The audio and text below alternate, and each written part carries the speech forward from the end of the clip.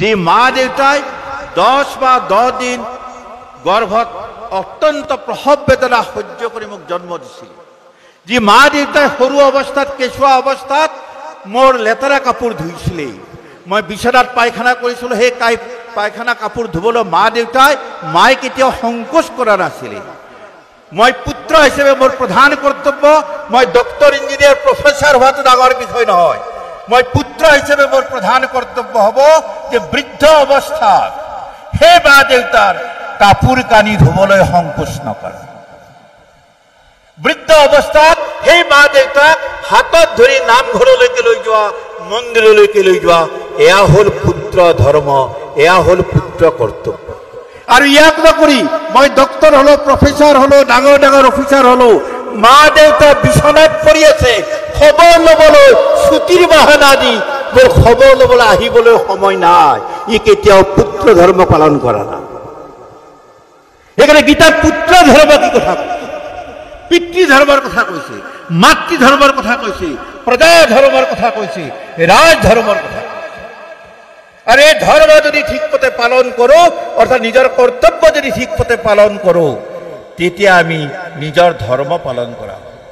দুৰ্ভাগ্যৰ বিষয়, শিক্ষিত মানুহ আজি আমাৰ সমাজত বহুত ওলাল, কিন্তু লাহে লাহে আমাৰ অসমতো গোটেই দেশত বৃদ্ধাশ্ৰমৰ সংখ্যা বাঢ়ি আছে। ই আমাৰ কাৰণে ভাল লক্ষণ নহয়, শুভ লক্ষণ নহয়। বৃদ্ধ অৱস্থাত মা দেউতাক ক'ৰবাত পেলাই থৈ আহিম আৰু মোৰ খবৰ ল'বলৈ সময় নাই, ই কেতিয়াও সুপুত্ৰ হ'ব নোৱাৰে, ই সদায় কুপুত্ৰ বুলি পৰিচালিত হ'ব লাগে।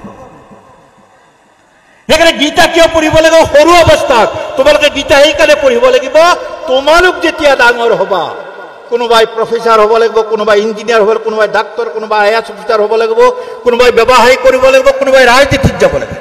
কিন্তু মনত ৰাখিবা, বৃদ্ধ অৱস্থাৰ মা দেউতাই যেতিয়া বৃদ্ধ হ'ব, তোমালোকক সৰুতে যেতিয়া তোমালোকৰ লেতেৰা কাপোৰ মা দেউতাই ধুইছিল, বৃদ্ধ অৱস্থায় মা দেউতাৰ কাপোৰ ধুবলৈ তোমালোকৰ মনত কোনো সংকোচ থাকিব নালাগিব। যদি কৰিব পাৰা, তাৰ কাৰণে গীতা পঢ়া আৰু এই পুত্ৰ ধৰ্ম সদায় পালন কৰিব লাগে। সেইকাৰণে ব্যৱহাৰিক জীৱনত গীতা, গীতা মুক্তি লাভ। মুক্তি লাভ মানে কি? মৃত্যুৰ পিছত মুক্তি লাভ নহয়, এই জীৱনটো জীয়াই থকা অৱস্থাত মই নৰৰ পৰা নাৰায়ণ যদি হ'ব পাৰিছো, সেয়াই হ'ল জীৱন মুক্তি। সেইকাৰণে বৰ্তমান সময়ত আমাৰ সমাজত যি প্ৰচলিত ব্যৱস্থা আছে যে ডেকা অৱস্থাত গীতা নপঢ়িবা, আৰু এটা কি, আমি গীতাখন ৰঙা কাপোৰেৰে মেৰিয়াই মেৰিয়াই 7 পেজ 10 পেজ মেৰিয়াই মেৰিয়াই ৰাখি থৈ দিওঁ। মই সিদিনা গুৱাহাটী ইউনিভাৰ্চিটিত সংস্কৃত ডিপাৰ্টমেণ্টৰ এটা প্ৰগ্ৰেম হৈছিল, তাৰ ভাষণত বিভিন্ন কথা কোৱাৰ পিছত এগৰাকী ছাত্ৰী এইফালে ক'লে যে দাদা, মই পুৰণা শাস্ত্ৰৰ ওপৰত ৰিচাৰ্চ কৰিব বিচাৰিছিলোঁ, আৰু ৰিচাৰ্চ কৰাৰ কাৰণে মই মাজুলীত গৈছিলোঁ, আৰু সত্ৰত গৈ মই ৰিকুৱেষ্ট কৰিলোঁ যে তাত থকা সাঁচিপাতবিলাক মোক দিয়ক, মই পঢ়োঁ, মই ইয়াৰ পৰা ৰিচাৰ্চ কৰিলোঁ। নিদিলে। আজিও আমাৰ সত্ৰই নামঘৰে 400 বছৰে 1000 বছৰে পুৰণি শাস্ত্ৰ ৰঙা কাপোৰেৰে মেৰিয়াই মেৰিয়াই ৰাখিছোঁ। 1000 বছৰ ধৰি, 400 বছৰ, 500 বছৰ ধৰি চাকি ধূপ জ্বলাই থাকিলোঁ, ভিতৰত কি আছে নাচালোঁ। আমাৰ হিন্দু ধৰ্মৰ পতনৰ বিভিন্ন কাৰণৰ ভিতৰত ইও এটা কাৰণ যে শাস্ত্ৰবিলাকক ৰঙা কাপোৰৰ ভিতৰত ৰাখি দিলোঁ, চুবাও নিদিলোঁ আমি, পঢ়াটো পিছৰ কথা। সেইকাৰণে আজি নৱপ্ৰজন্মই চেলেঞ্জ হিচাপে ল'ব লাগিব, মই যদি ডাঙৰ হ'লে যদি ৰিচাৰ্চ কৰোঁ, মই গৱেষণা কৰোঁ, আমাৰ সাঁচিপাতত কি লিখা আছে, আমাৰ ভাগৱতত কি লিখা আছে, ৰঙা কাপোৰৰ মাজত কি আছে তাক পঢ়িব লাগিব। আৰু প্ৰবুদ্ধ ব্যক্তিসকলক, সজ্জনসকলকো মই অনুৰোধ কৰিম, সাধু সন্তসকলকো মই অনুৰোধ কৰিম, আমি কিছু গোড়ামীৰ পৰা আঁতৰত আহিবৰ হওঁ। আজি নৱপ্ৰজন্মই যেতিয়া শাস্ত্ৰ অধ্যয়ন কৰিব খুজিব, তাক শাস্ত্ৰখন খুলি চাবলৈ দিব লাগিব, ভিতৰত কি আছে দিব লাগিব। আৰু মই কওঁ, যদি আমাৰ নৱপ্ৰজন্ম যদি আমাৰ শাস্ত্ৰবিলাকৰ ওপৰত যদি ৰিচাৰ্চ কৰে, আজিৰ বিজ্ঞানে যিবিলাক কথা আৱিষ্কাৰ কৰিব পৰা নাই, তেনেকুৱা হাজাৰ হাজাৰ বিজ্ঞানৰ ফৰ্মুলা আমাৰ এই সত্ৰত থকা, নামঘৰত ৰঙা কাপোৰৰ মাজত থকা সেই গ্ৰন্থবিলাকত লুকাই আছে। সেইকাৰণে গীতাকো আমি ৰঙা কাপোৰৰ মাজৰ পৰা উলিয়াই আনিব লাগে। গীতা পঢ়াৰ কাৰণে মই নামঘৰত যেতিয়া গীতা পঢ়িম, মন্দিৰত যেতিয়া গীতা পঢ়িম, ধুতি পিন্ধি পঢ়িম, গামোচা লৈ পঢ়িম, গা পা ধুই পঢ়িম, উপবাসে থাকি পঢ়িম, এইটো লাগিবই। কিন্তু মই ঘৰত যেতিয়া গীতাখন পঢ়িম, তেতিয়া গা ধুই গীতা পঢ়িব লাগিব, উপবাসে থাকি গীতা পঢ়িব লাগিব, ধুতিখন পিন্ধি গীতা পঢ়িব লাগিব। ইয়াৰ পৰা আঁতৰত আহিব। মই যেনেকৈ মোৰ কোৰ্চৰ কিতাপ যেনেকৈ লং পেণ্টটো পিন্ধি পঢ়োঁ, গামোচাখন পিন্ধি পঢ়োঁ, হাফ পেণ্টটো পিন্ধি পঢ়োঁ, তেনেকুৱা ধৰণে নিজৰ গীতাখনক ঘৰত সেইধৰণে ছাত্ৰ ছাত্ৰীসকলে পঢ়া আৰম্ভ কৰিব। নামঘৰত যেতিয়া যাওঁ ভক্তিপূৰ্বক যাওঁ, নামঘৰত যাওঁতে মন্দিৰত যাওঁতে গামোচা পিন্ধি যাম, ধুতি পিন্ধি যাম। নিজৰ ঘৰত গীতা পঢ়োঁতে ইমান গোড়া হ'ব নালাগে।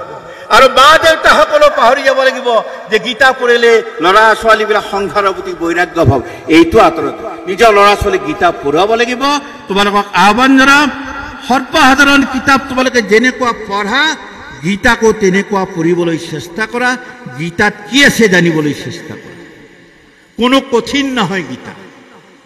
গীতা আমাৰ নিজৰ জীৱনৰ কাৰণে, আৰু সেইকাৰণে ব্যৱহাৰিক জীৱনত গীতা এই কথাটো বৰ্তমান সময়ত, সাম্প্ৰতিক সময়ত বহুত ব্যাপক চৰ্চা হোৱাৰ প্ৰয়োজন হৈছে।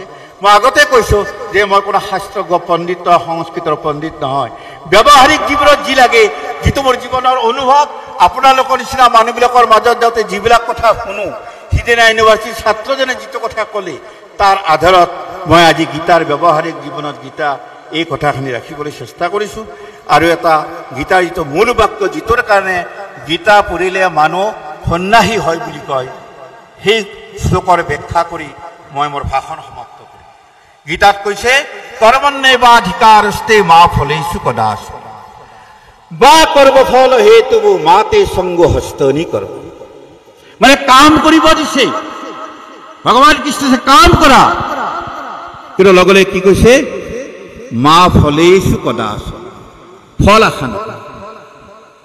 কাম কৰা, ফল আশা নকৰিবা। ফল মোৰ ওচৰত এৰি দিয়া, মোৰ ওপৰত এৰি দিয়া ফলৰ কথা। তুমি ফলৰ চিন্তা নকৰিবা। আমাক বহুতে কয়, ফলে যদি আশা নকৰোঁ কাম কৰি কি লাভ। সেইকাৰণে গীতাত অপৰিচিত হতে, কিয় গীতাত ফলৰ কথা বাদ দিব দিছে। সেইকাৰণে গীতা পঢ়িলে সন্ন্যাসী হ'ব, সংসাৰৰ প্ৰতি বৈৰাগ্য হ'ব। কিন্তু গীতাৰ এই শ্লোকত কি কৈছে, কৰ্মণ্যেৱাধিকাৰস্তে মা ফলেষু কদাচন। মা ফলেষু কদাচন মানে ফল আশা নকৰিবা। কাম কৰিব মানা কৰা নাই, সততাৰে শ্ৰদ্ধা ভক্তিৰে কাম কৰিব দিছে, নিষ্ঠাৰে কাম কৰিব দিছে। কেৱল ফল নিবিচাৰিবা, ফল মোৰ ওচৰতে নিদিয়া। যেতিয়া মানে ফলৰ পিছত দৌৰে, তেতিয়া মানুহ নিৰাশাত ভোগে। মই ব্যক্তিগত 98% পাম বুলি মই পঢ়িলোঁ, কিন্তু 97% পাম, 1% পঢ়ি ল'ৰাজন কি হৈ গ'ল, ফ্ৰাষ্ট্ৰেশ্যনত।